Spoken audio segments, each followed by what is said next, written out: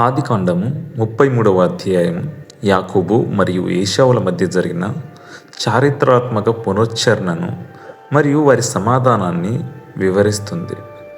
ఈ అధ్యాయం యొక్క ముఖ్య అంశాలు ఏవనగా, యాకోబు కనులెత్తి చూడగా ఏశావు 400 మంది మనుషులతో రావడం గమనించాడు. భద్రత కోసం యాకోబు తన కుటుంబాన్ని విడదీసి దాసీలను, వారి పిల్లలను, ముందు లేయాను ఆమె పిల్లలను మధ్యలో మరియు రాహేలును యోసేపును అందరికంటే వెనుక ఉంచాడు. యాకోబు అందరికంటే ముందు నడుస్తూ 7 సార్లు నేల మీద సాగిలపడి తన సోదరునికి వినయపూర్వకమైన గౌరవం చాటాడు. ఏశావు పరిగెత్తుకుని వచ్చి యాకోబును కౌగిలించుకుని అతని మెడపై పడి ముద్దు పెట్టుకున్నాడు. ఇద్దరు కన్నీళ్లు పెట్టుకుని సమాధానపడ్డారు.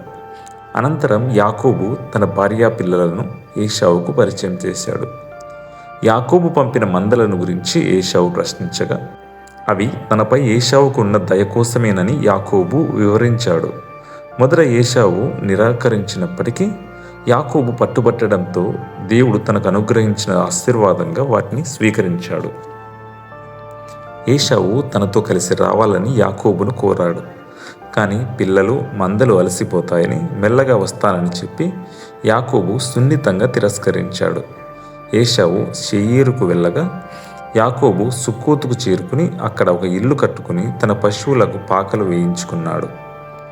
చివరికి యాకోబు కనాను దేశంలోని షెకెము ఊరికి సురక్షితంగా చేరుకున్నాడు. అక్కడ హమోరు కుమారుల వద్ద కొంత భూమిని కొని ఒక బలిపీఠం కట్టించి దానికి ఏల్ ఎలోహేయి ఇస్రాయేలు అని పేరు పెట్టాడు.